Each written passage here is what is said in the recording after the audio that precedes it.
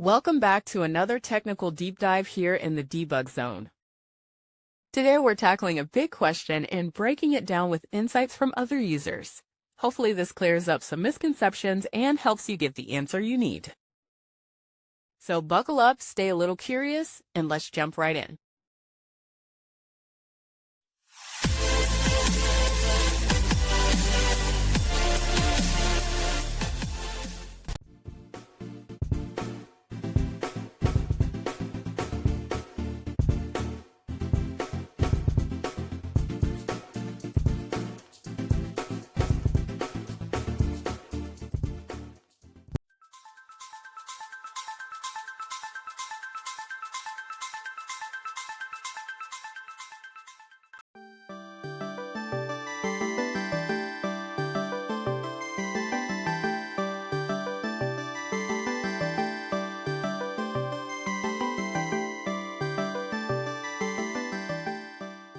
And that's a wrap.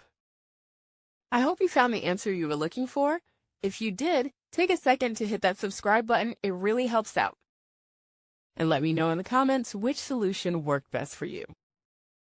See you next time in the Debug Zone.